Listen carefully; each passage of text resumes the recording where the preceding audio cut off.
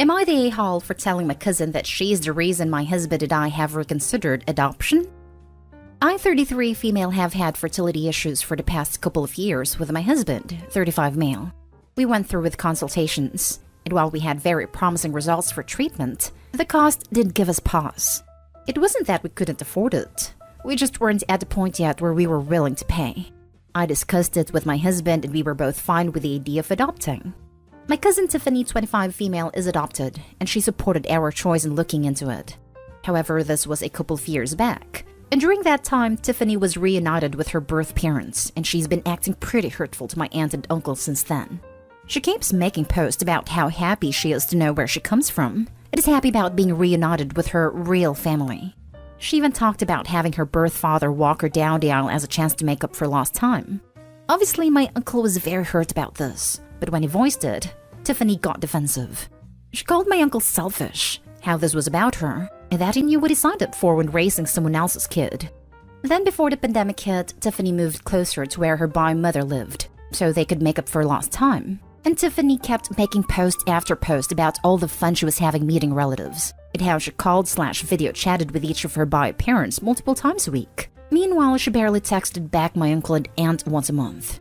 I could tell how heartbroken my aunt and uncle were. They tried to give Tiffany her space, and a few times they said anything, she accused them of being selfish and unsupportive.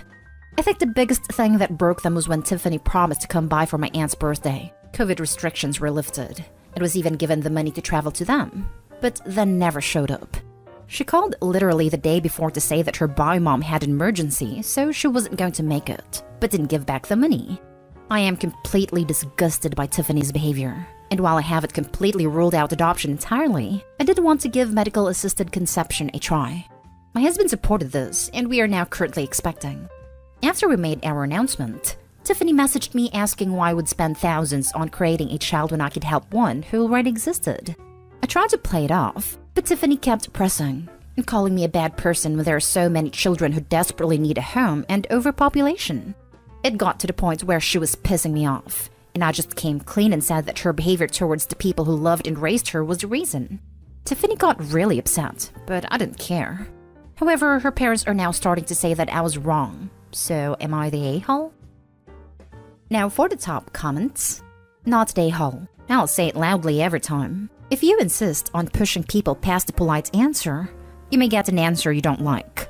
You have only yourself to blame if the truth hurts you then. Agreed. Not the a-hole. People need to learn to read a room. And if you keep pushing for a different answer than the one given, you need to be prepared to have some hard truths tossed in your face. 99% of the time when people are being polite and giving vague answers, it's for your own good, and just go with that.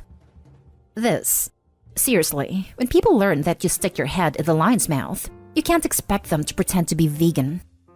Not a a-hole. Your cousin is actually horrific. I'm adopted, and I would never, ever, even ever pull some crap like this. I'm sorry that she's such a selfish person, that she soured the idea of adoption for you. This was my thought. I feel really bad that adoption is tainted for them because it can be a wonderful thing. Just like having your own biological child, things can go wrong. But that doesn't mean it's always gonna be horrible. Still definitely not the a-hole. And I'm sorry they have to deal with a family member like this. Not the a-hole. Even though it wasn't a nice thing to say, you're still right. It's the truth. Why would you want to adopt a kid if they could end up like her? She's ungrateful and selfish. She abandoned a set of parents who love her and gave her a good life all these years for some people she barely knows, just because they're her real parents. I think her real parents are the ones who raised her and taught her everything she knows. She doesn't know her bio parents, and they could easily be a part of a cannibal cult. You were definitely in the right to say what you said. I'm wishing you good luck with the fertility situation. I'm hoping you're able to have a healthy child or adopt one who will love you forever. Now for the next story. Am I the a-hole for not wanting to raise my new sibling? I am a 24-year-old woman who just finished my bachelor's degree and started my first professional job. I had a rough childhood growing up. My father was an alcoholic, and my mother didn't really want to be a mom, and she was out partying all of the time. My sister is 16 now, and I feel like she's my kid. We were left alone for days, and even weeks at a time when I was growing up. My sister was much younger than me, so I took over the role of being a parent to her. I was the one who washed her hair and helped her with her homework and held her when she cried and made sure she had food to eat. My parents never did any of that for us. When I was 16, something happened at my parents' house that made me fear for both my safety and my sister's safety, so I moved out and took her with me. My parents didn't care. I got 2 part-time jobs, went to school, and raised my sister the best I could. We were really poor, but I would have given my life for her, still would, and she's a really good kid. A few years ago, my father died and my mom remarried. The new husband is pretty much a carbon copy of my father. After my father's death, my mom reached out to me for the first time in years, and she said she wanted to be back in my sister's life. I didn't really want to, but my sister wanted to, so I did it for her. At first it was okay, but my mom is back into D's, and her new husband is just as bad if not worse. The problem is my mom and her new husband had a little girl. She is 6 months old now, and apparently they're doing the same things that she and my dad did with me and my sister, leaving her alone for hours at a time. I was not aware of this, but I have to say I'm not surprised. Another relative reported her to CPS, and now they need to find a temporary home for my half-sister or she's going to be put in foster care. My mom suggested me, but I said I didn't want to raise another one of her kids. I understand that she's my half-sister, but I have pretty much raised myself and my sister, and I'm just tired. I am finally looking at a future where my sister will be going to college in 2 years, and I will finally have a life of my own. I have sacrificed so much for my sister, and I don't regret that at all. But I just want to have a life where I can be lazy for a bit if I want, and I can focus on just myself, instead of constantly caring for another human being. I've never had that chance before. My mom is livid, and saying that I'm a horrible person for not taking in my half-sister. She says it will be temporary until she gets her life cleaned up. But this woman has never had her life in order. I know if I take my half-sister, I will be raising yet another child, and I won't have a chance to live a life of my own until I'm over 40. I do feel awful about my half-sister ending up in foster care, and I do want to be a part of her life. I just don't want to be a parent to her. Am I the a-hole for saying no? Edited to add, I did try to shelter my other sister as much as possible about what was going on in our home. She was 7.5 when we moved out, so she doesn't remember a lot about what happened, and we weren't in contact with our mother until 2019. So I just kind of brushed off her questions and said that our parents weren't mentally well, and I thought we would be better on our own.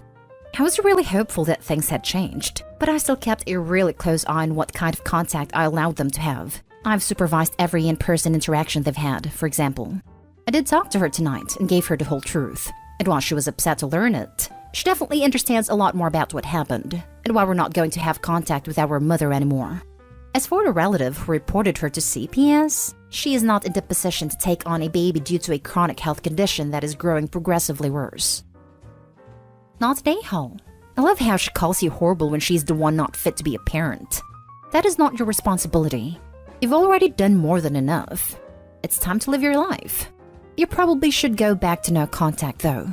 I feel like she's going to start bothering you about this. This pretty much sums up her relationship with me for most of my life. She never takes responsibility for anything, and it seriously drives me crazy.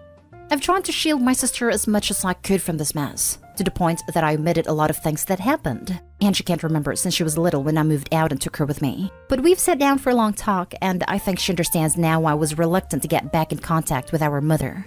I know she's upset about the situation, but I think she finally sees why I went no contact for years, and why it's a good idea to go back to that from now on. Maybe someday our mother will get her act together. I doubt it. But until then, no contact is the best and healthiest option. Your half-sister is young and cute enough to be adopted. Tell your mom to give her up since she wants another person to raise her. You are not a holoby. Parentification is a form of mistreatment, in which a child is forced to take on a parental role for their sibling. Your childhood was stolen from you, and now you're facing the prospect of having to relieve that trauma. You've shouldered a heavy burden for the better part of your life, and it's okay to feel that you can't do it all over again. After having had a role of primary provider and caregiver placed on you for so long, nobody can reasonably blame you for finally taking time to focus on your own emotional well-being. Your half-sister has been placed in a horrible situation, but putting yourself in another one wouldn't be healthy for either of you.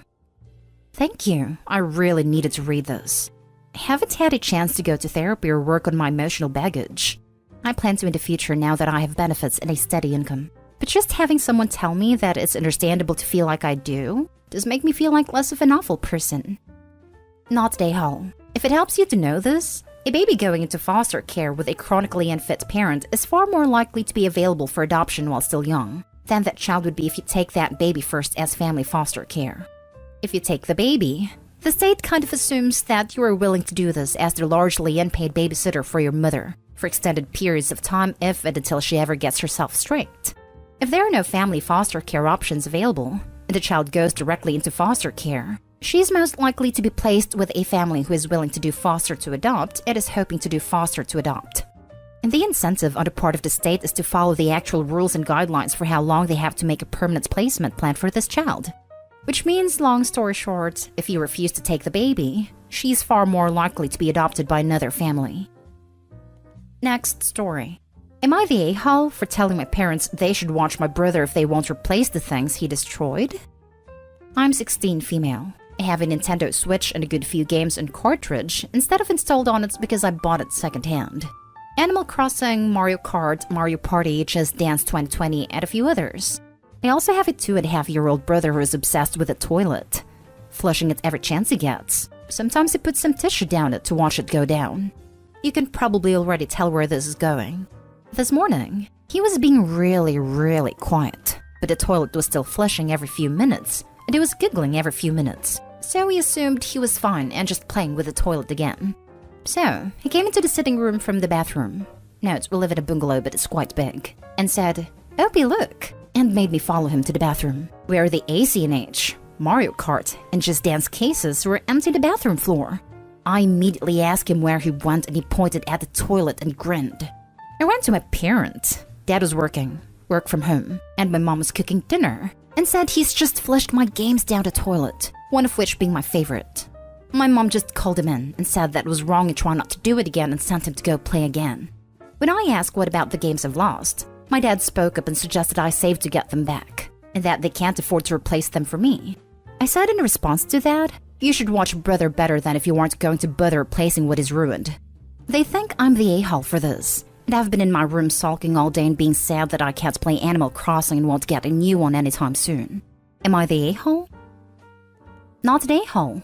Flush your brother down the toilet. Then tell your parents they should save up for a new one since you can't afford to replace him right now. Lol, do you have a younger sibling, and was this something you fantasized about in the past? I'm so mad I want to downvote you, but you made me laugh. Dang it. Not the a-hole. Also, I'd refuse to watch him from this point on. Not your problem. Your parents are massive a-holes here. How often do they make you watch him? Do they pay you to watch them? Watching your brother is not your responsibility. Also, keep your bedroom door locked to keep him out even if you're not in your room. Also, don't leave your stuff around the house for him to get a hold of. I'd show them your post so they can read it, and the replies that will inevitably state that they are a-holes. They don't make me watch him very often, usually only once or twice a day. Since the pandemic started, they ask me to watch him while they go to the shop since he won't put a mask on for longer than half an hour yet. And neither parent drives, so it's 2 buses and an hour grocery run. I also can't lock my bedroom door. There's no key. Last story is titled, Am I the a-hole for refusing to take my nephew in for a few days to give my sister a break? My sister's eldest son is 20 and has special needs. He's mentally and physically disabled, so everything needs to be done for him, including helping him walk around. Now that honestly wouldn't be a problem for me, 33 male, but the issue is his behavior. Because my sister gives him everything, he is very spoiled. He's practically glued to his tablet and watches videos all day long. Even when it's time to eat, change him, or get ready for bed, he will throw the biggest tantrums and throws things around until he gets his tablet back. Behaves awfully with my kids and has made my eldest cry on a couple occasions. Another major problem is on many occasions he will start watching adult stuffs on his tablet at full volume, even at family gatherings.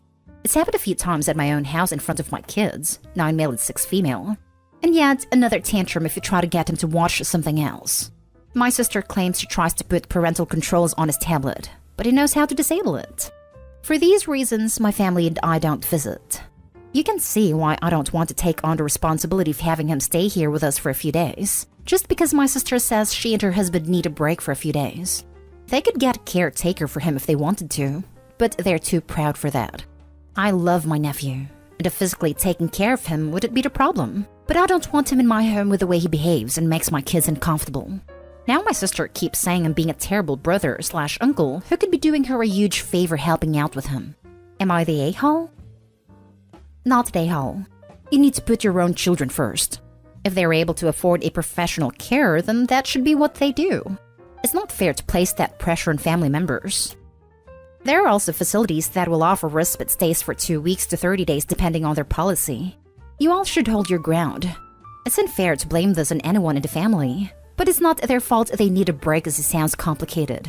Worsened by their choices or not, it's still a tough spot. Not the a-hole. Edited to include that COVID policies might complicate this now depending on your location status, but it is normally available.